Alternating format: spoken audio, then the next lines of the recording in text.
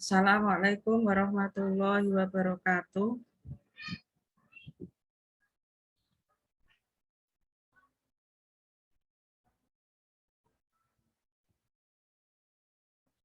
Pada hari ini yaitu materi manajemen pemasaran 2, pertemuan kedua akan kami sampaikan untuk kalian. Kemarin fokus pada SPT, segmentasi, STP, targeting, positioning. Kalau hari ini akan sampaikan yaitu pasar dan fokus strategi ya. Ini pada pasar dan pemasaran. Beda pasar dengan pemasaran. Apa yang dimaksud tentang pasar? Pengertian pasar adalah tempat bertemunya penjual dengan pembeli untuk melakukan transaksi. Kalau tidak ada penjual dan pembeli, itu bukan pasar. Pasar adalah himpunan pembeli, pembeli nyata, pembeli real, dan pembeli potensial atau suatu produk. Kalau bukan pembeli nyata berarti pasar, bukan pasar, berarti online, bisa juga online. Ya. Pasar nyata adalah himpunan konsumen yang mempunyai minat, pendapatan, dan akses pada suatu produk tertentu.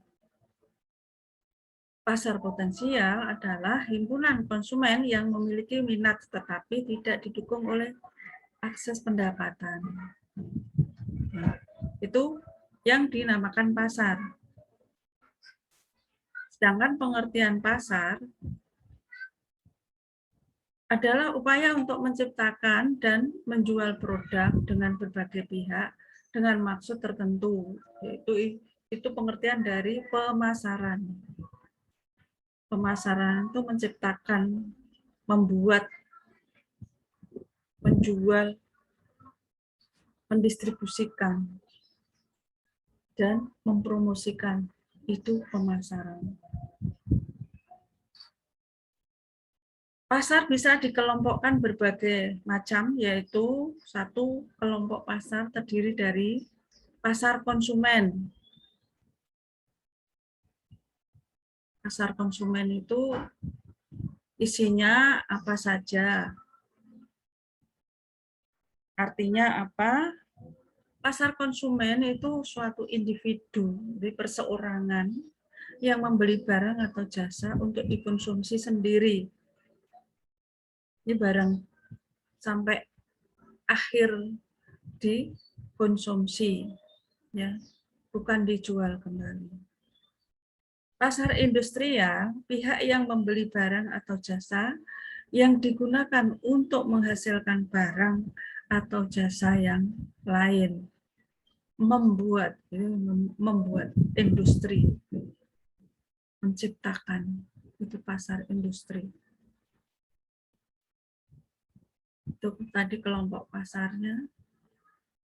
Banyak kelompok pasar yang bisa dikatakan reseller, yaitu individu atau organisasi yang membeli barang atau jasa untuk dijual lagi untuk mendapatkan keuntungan. Contohnya bisa koperasi, itu bisa. Atau ini bisa juga kelompok-kelompok organisasi lain sifatnya bersama-sama. Ya. Ada lagi pasar pemerintah. Pasar pemerintah yaitu pasar yang terdiri dari unit-unit pemerintah yang membeli barang atau jasa untuk melaksanakan fungsinya, dipakai untuk keperluan pemerintah. Itu pasar pemerintah.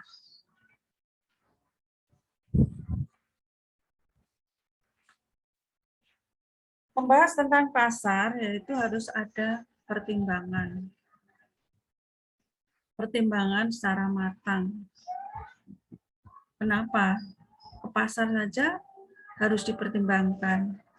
Menjual produk juga harus dipertimbangkan. Membeli juga harus dipertimbangkan. Jadi orang itu perlu dengan pertimbangan dan perencanaan, namanya manajemen.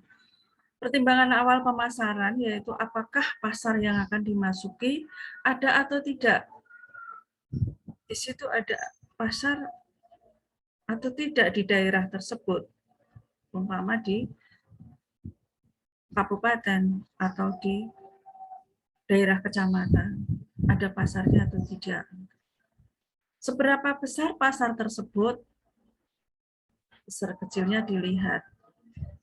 Mampukah berapa konsumen yang masuk pasar tersebut. Ya. Bagaimana kekuatan dan kelemahan dengan pesaing. Banyak pesaing atau sedikit. Itu harus dilihat. Bagaimana cara memasuki pasar tersebut. Harus melalui izin atau harus istilahnya harus kulon nuwun.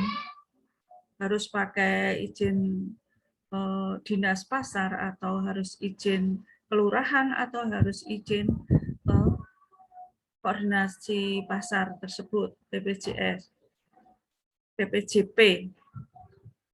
Perlu pertimbangan matang. Perlu pertimbangan matang atau masak-masak. Bagaimana dengan produk yang dijual, mampu laku atau tidak. Itu suatu pertimbangan yang harus dilalui. Nah, ini kaitannya untuk menjawab pertimbangan pasar, yaitu melalui riset pasar.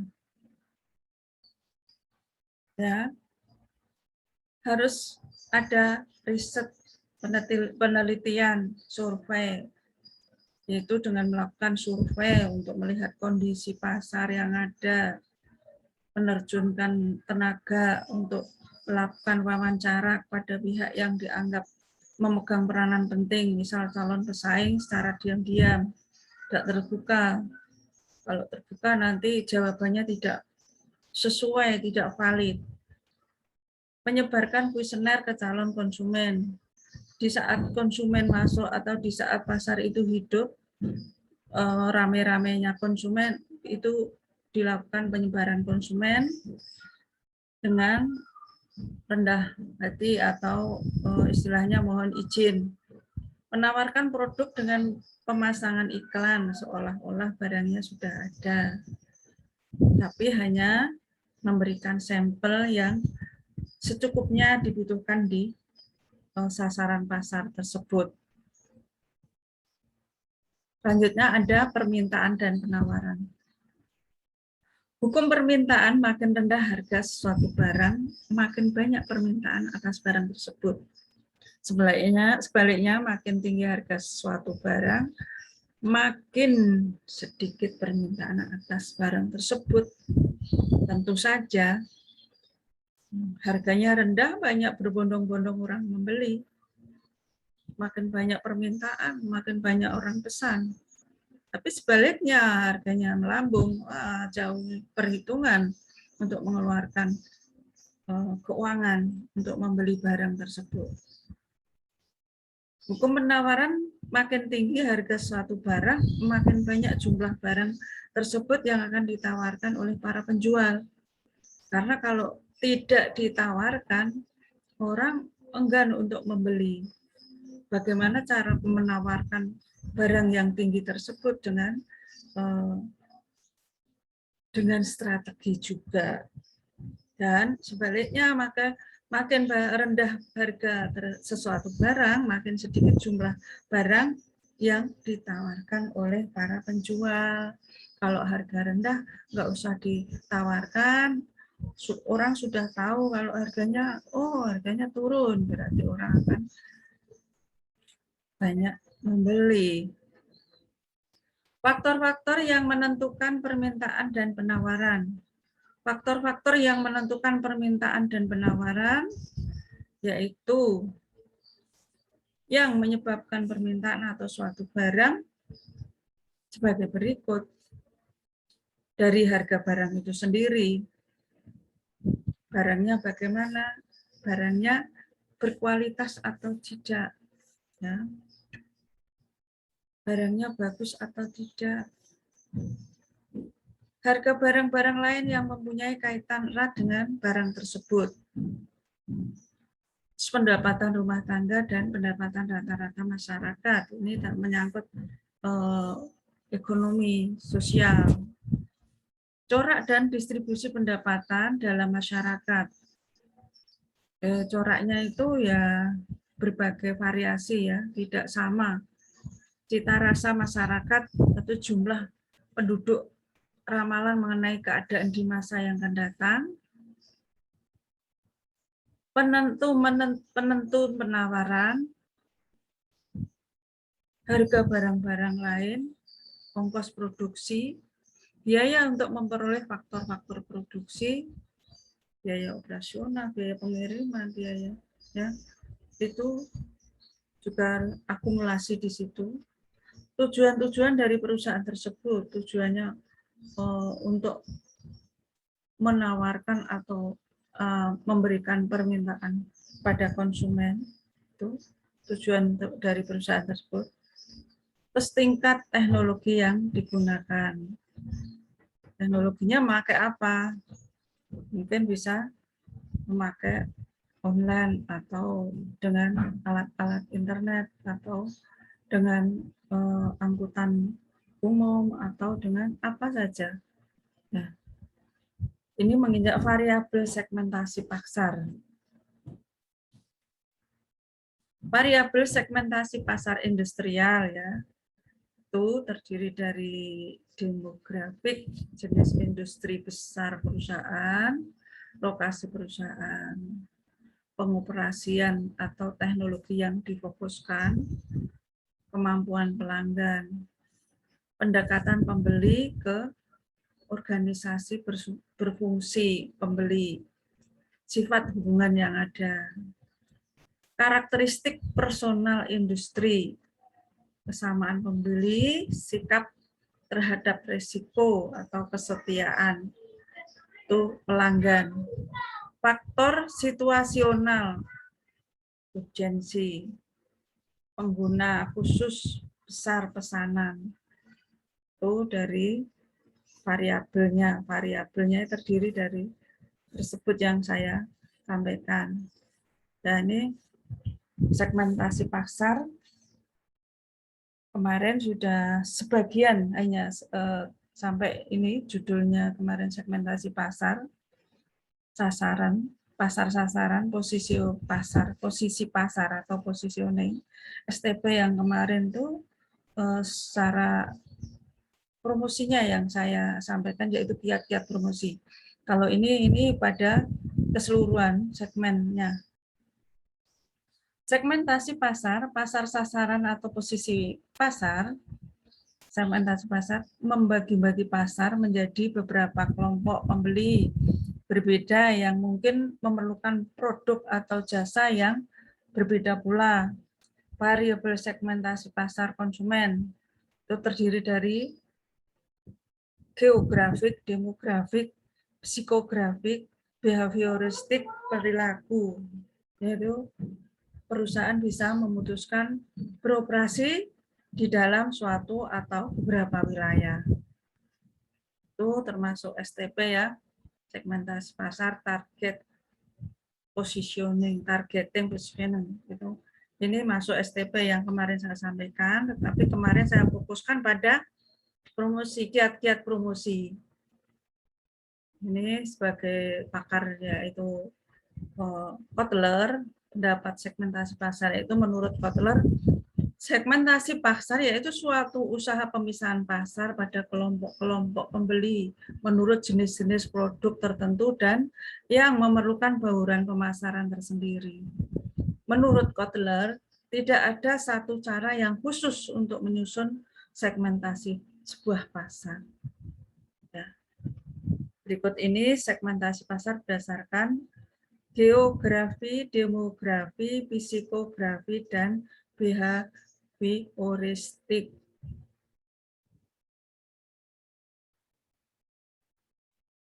Penjelasan tentang segmentasi pasar. Berfokus pada segmentasi pasar. Segmentasi pasar berdasarkan geografi. itu perlu membagi pasar ke dalam unit-unit geografi yang berbeda seperti negara bagian, provinsi, wilayah, daerah, kota, desa, perusahaan tersebut bisa memutuskan untuk beroperasi di dalam satu atau beberapa wilayah geografis. Beroperasi dalam semua wilayah tetapi memperhatikan variasi-variasi kebutuhan dan pilihan geografis tersebut. Jadi dari perusahaan itu akan memilih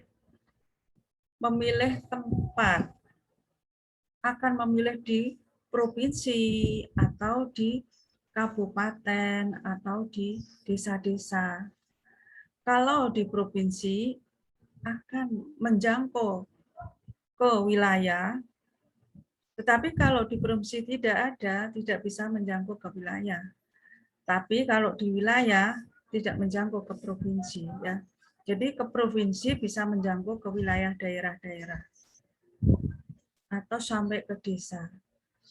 Kalau perusahaannya besar, bisa juga untuk didistribusi ke desa-desa juga bisa, atau ke luar negeri, negara lain, itu ekspor.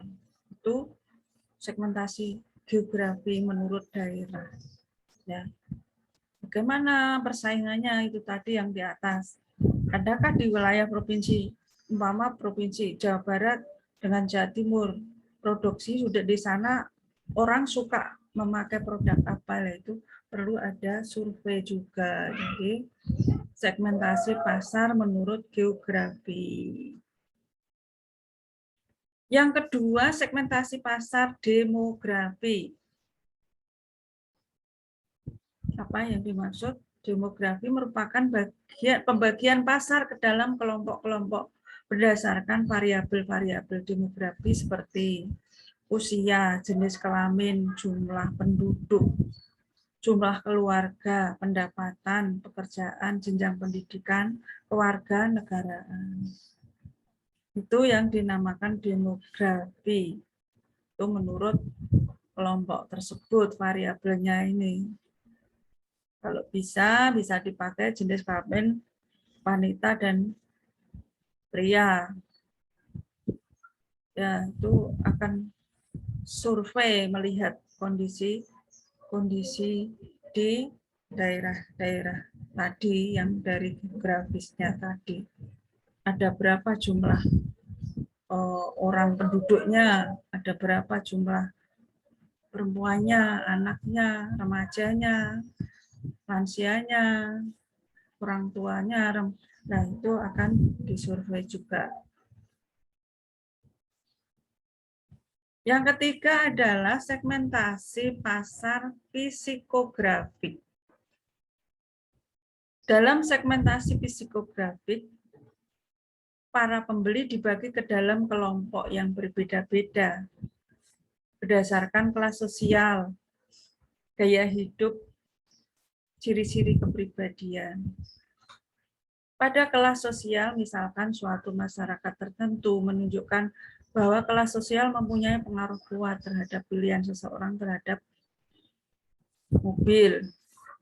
Contohnya itu, pakaian, alat rumah tangga, kegiatan, kebiasaan membaca, dan sebagainya. Itu akan membedakan psikografi di dalam segmentasi pasar. Jadi kelas sosialnya lebih diutamakan menurut segmentasi pasar ini. Jadi kalau orang memilih suka yang bagus, suka yang mewah, suka yang bergengsi, itu ada di pasar psikografi. Yang keempat, segmentasi pasar behavioristik. Itu merupakan perilaku, karakteristik. Ya. Segmentasi pasar ini, para konsumen dibagi ke dalam kelompok-kelompok berdasarkan satu pengetahuan, sikap, penggunaan atau tanggapan mereka terhadap sebuah produk, respons responnya terhadap produk bagaimana. Dia penggemar atau dia hanya pemakai atau hanya butuh sesaat. Itu yang membedakan behavioristik. Banyak pemasar berpendapat bahwa variabel behavioristik merupakan titik awal terbaik untuk membuat segmen-segmen pasar. Ya, itu akan melalui bagaimana sikap orang, perilaku, karakteristiknya di sini. Kalau karakteristiknya orang ingin yang berkualitas, produknya dibuat yang berkualitas sekali, diutamakan kualitasnya, jangan asal gitu. Ya. Selanjutnya, para pembeli dibedakan menurut kesempatan ketika mereka memperoleh gagasan, membeli atau memakai produk. Pada saat membeli, oh dirasa kok enak, oh dirasa kok nyaman, itu merupakan suatu respon dari konsumen. Oh dirasa kok nikmat lah. Itu adalah titik awal dari sasaran atau segmentasi. Manfaat. Perlu mengetahui manfaat-manfaat penting yang dicari orang-orang dalam kelas produk. Macam-macam orang yang mencari manfaat itu dan merek-merek besar yang memberikan manfaat tersebut. Ya, dispesialiskan manfaatnya. Penting tuh dikhususkan dalam kelas produk itu, produk ini untuk ini, produk itu untuk itu. Ada edukasinya sendiri. Ini yang para pembeli, terus selanjutnya menginjak pada pasar sasaran. Kalau pasar sasaran adalah cara mengembangkan ukuran-ukuran dan daya tarik segmen untuk memilih segmen sasaran yang diinginkan. Cara lain satu, evaluasi segmen pasar. Yang di atas tadi sudah banyak diuraikan tentang segmentasinya, yaitu evaluasi dulu. Segmentasi dari 4 segmen tadi dievaluasi.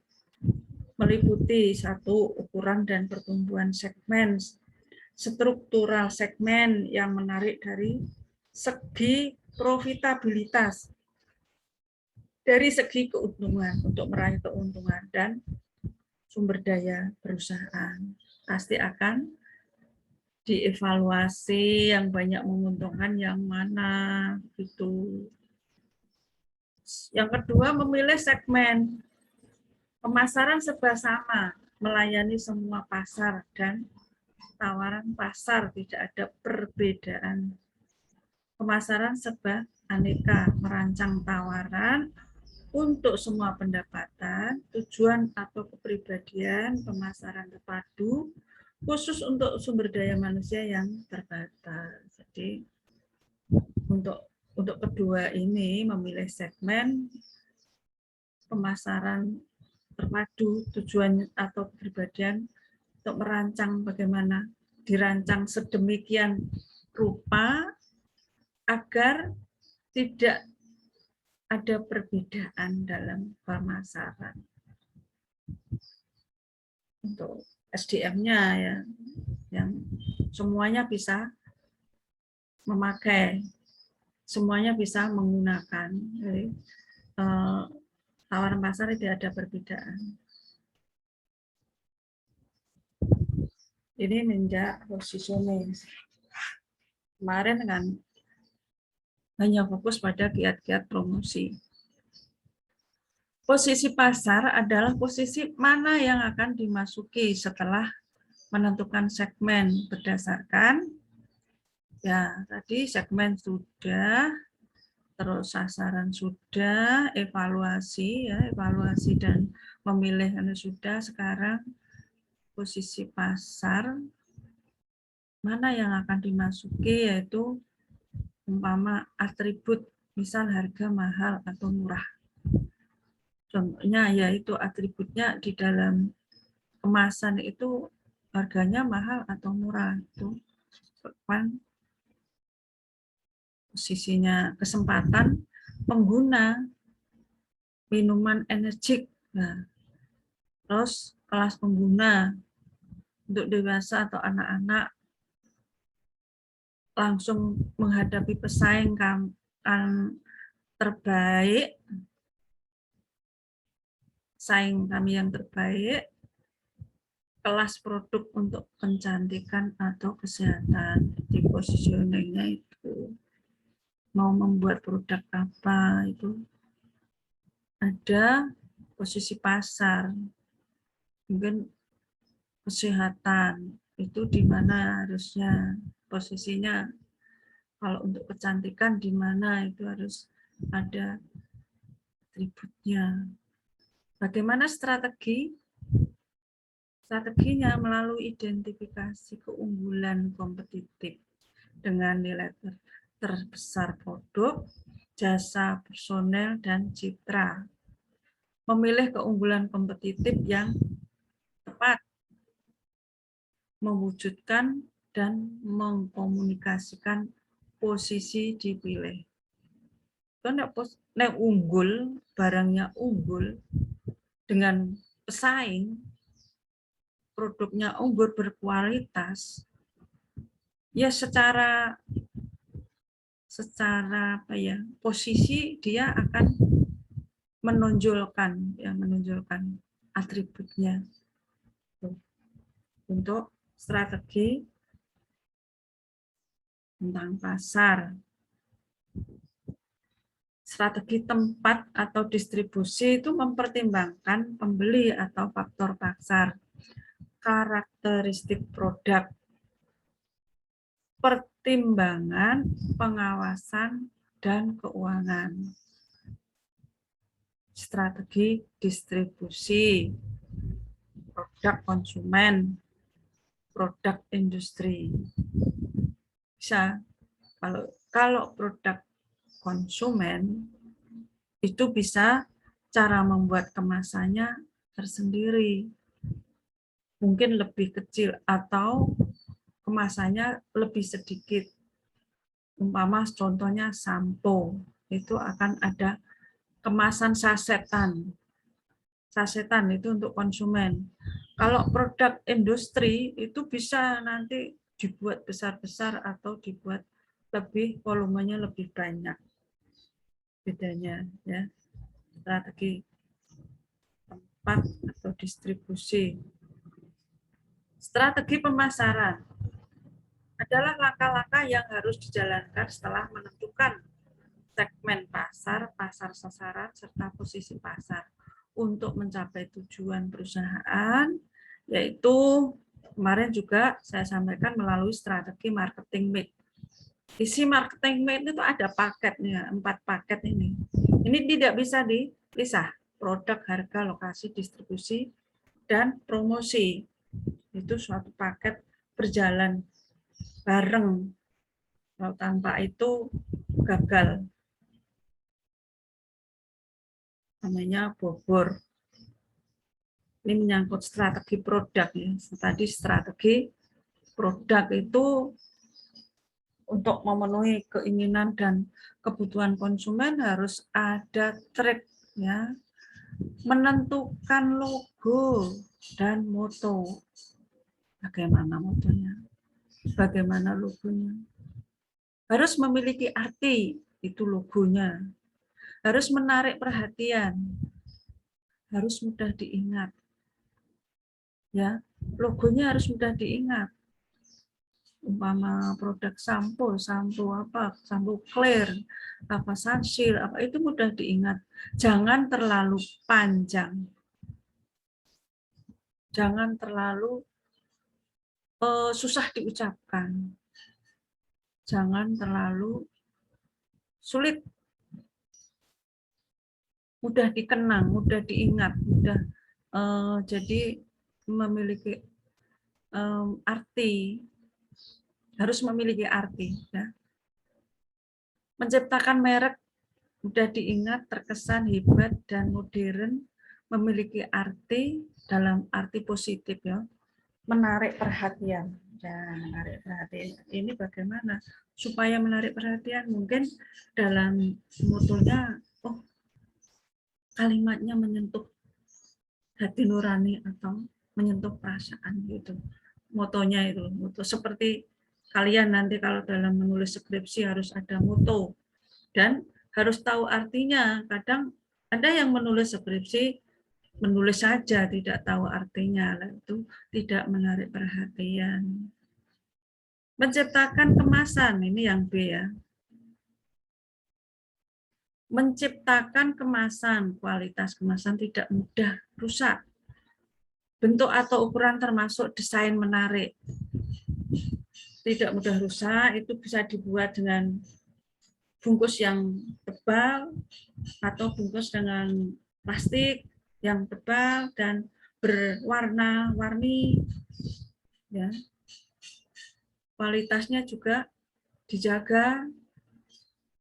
Desainnya mungkin bisa didesain segi 4, mungkin bulat atau mungkin segitiga atau mungkin oval, yaitu desain bisa menarik oleh konsumen. C. Keputusan label, siapa yang membuat, di mana dibuat, kapan dibuat, cara penggunaannya, waktu kadaluarsa dan lain-lain. Itu adalah program di perencanaan, di strategi perencanaan produk. Ya, itu kalau keputusan label itu harus ada sertifikat, harus ada surat izinnya. Ya. Itu merupakan perencanaan perusahaan kepada strategi produk. Yang ini masuk strategi harga. Jadi masalah khusus fokus pada strategi. Ini strategi harga bagaimana untuk menginjak strategi harga? Menurut pelanggan-pelanggan utama dan biasa. Bentuk produk, misal kartu kredit dan master dan Visa card. Contohnya itu. Tempat, tiap daerah punya daya beli dan persaingan yang berbeda. Waktu, umpama hari Sabtu dan Minggu untuk hotel dan tempat hiburan harganya beda. Itu untuk hotel dan tempat hiburan. Tetapi beda lagi produk yang konsumtif atau produk yang lain. Kalau ini merupakan produk jasa, itu beda harga di waktu tertentu. Nah,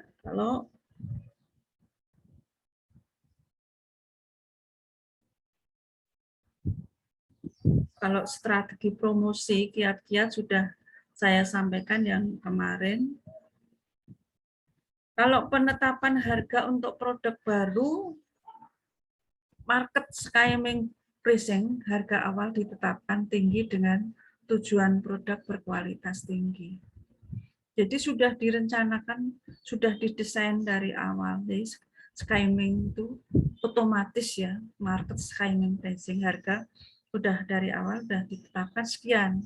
Bagaimana pengecer mau menjual, bagaimana tengkulak mau menjual untuk tujuan produk berkualitas tinggi. Itu sudah dari perusahaannya.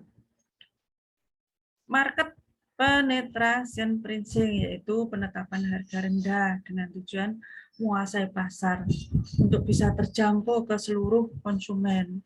Itu namanya market penetration pricing, yaitu harga rendah. Kalau metode penetapan harga, cost plus pricing, yaitu cost plus biaya plus minusnya harga atau BEP. BEP itu merupakan suatu balance perceived value pricing, nilai dari harga sendiri, nilai dari harga itu sendiri. Ini strategi harga. Penetapan harga untuk produk baru. Oh, ini tadi sudah saya tulis lagi, yaitu skimming pricing atau otomatis memasang harga, itu memasang harga secara otomatis untuk yang produk-produk berkualitas itu. metode penetapan itu sama tadi sudah saya sampaikan. Ini mengenai strategi harga, strategi produk. Jadi yang kemarin promosi, kalau promosi sudah saya sampaikan, dan ini strategi promosinya itu kiat-kiatnya sudah saya sampaikan. Nanti kalau secara mendetail bisa juga saya teruskan, yaitu strategi promosi periklanan atau advertising untuk menginformasikan atau menarik dan mempengaruhi calon konsumen atau pembeli. Banyak sekali karena mencakup ya, iklan itu mencakup berbagai periklanan. Kalau advertising, promosi penjualan, sales promotion untuk meningkatkan penjualan dan meningkatkan jumlah pelanggan. Publisitas atau publicity untuk memancing pelanggan melalui kegiatan tertentu. Penjualan pribadi, personal selling. Kiat-kiatnya sudah saya sampaikan pada pertemuan kemarin. Cuma secara khusus mengenai iklan. Iklan itu kan bisa promosi untuk promosi keunggulannya. Bagaimana promosi keunggulan melalui surat kabar, melalui majalah, melalui media elektronik, melalui TV, melalui ruang terbuka, melalui radio, banyak sekali. Itu nanti akan saya jelaskan untuk pertemuan yang akan datang, karena promosi itu sangat-sangat penting di bidang pemasaran. Promosi adalah ujung tombak ya. Itu untuk materi perkuliahan hari ini. Sampai di sini ya. Ini sebagai tips saya, tips for today. Jika kamu bisa bermimpi, kamu pasti bisa mencapainya. Dengan niat Bismillahirrahmanirrahim, percayalah, aku bisa, gitu ya. Jangan tidak mempunyai mimpi. Orang yang tidak mempunyai mimpi itu adalah orang yang putus asa. Sekian pertemuan dari saya akhiri. Wassalamualaikum warahmatullahi wabarakatuh. Bila ada pertanyaan bisa melalui email atau WhatsApp. Ya. Demikian tadi, semoga apa yang saya berikan bermanfaat bagi kalian, karena kalian calon-calon pembisnis atau calon-calon pengusaha. Sukses ke depan. Amin.